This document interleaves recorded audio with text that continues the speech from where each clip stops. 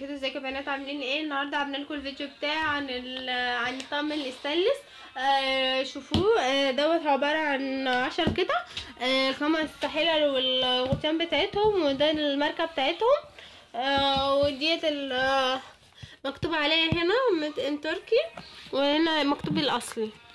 والكرتونه بتاعتها عامله زي ليها حماله كده بتتشال بيها. هفتح لكم اهو، خليكم معايا.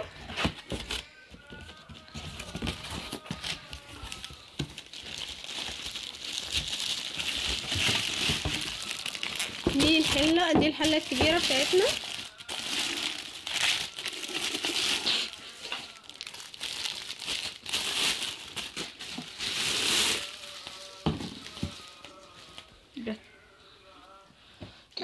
دي الحله الكبيره اهو، شكلها جميل جدا اهو. دي الماركه بتاعتها، الكلام كله متحفر فيها. ومكتوب هنا ميد ان تركي اهي.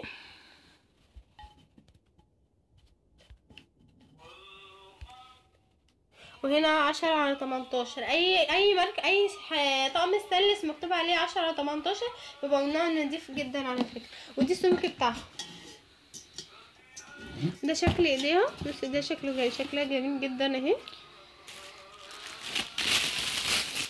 وده الغطا بتاعها. انتوا عارفين بقى ان هو بيبقى عامل زي المرايه بقى وكده وبيصور. دي الايد بتاعتها زي ما انتوا شايفين، منظرها جميل جدا اهي. شكلها حلو قوي، قريب بقى شكل الايد بتاعتها، شكلها جميل جدا. انا مش عارف ان انا احطها اهو. خليكم معايا. دي الحله اللي بعدها اصغر من الكبيره اهي.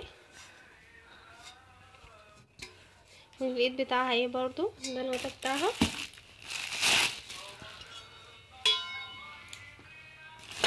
ده الغطا بتاعها زي ما انتوا شايفين، ودي ايديها. شكلها حلو جدا، هي جميله على فكره، منظرها شكله حلو قوي. هي محطوطه بس مش عارف ان انا اقفلها لكم. اغطيها اهو اهي. ده المقاس بتاعها شكله جميل اهي. دي الحله الاصغر من مقاس رقم 3 اهي. ده شكلها برضو، شكلها حلو. حلاوتي يا جماعه الاستانلس في السمك ده، وهو مفيد جدا. لازم كل عروسه تجيبه لان هو حلو، ليه استخدامات كتيره جدا. وهو بيستخدم في السلق وكده، وهو لازم ضروري ان كل عروسه تجيبه. في الحله بقى رقم 4 اهي، مقاسها حلو يا جماعه والله. هي مقاساتها حلوه جدا وجميله، وحتى يعني متقله شويه، مش خفيفه خالص ولا ان هي تقيله خالص، لا هي تقلها حلو. شكلها جميل جدا اهو.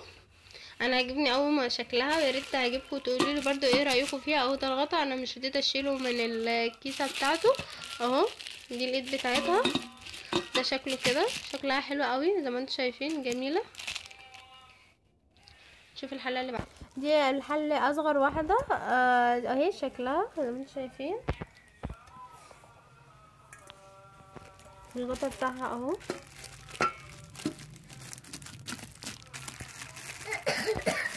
شكلها حلو جدا اهو.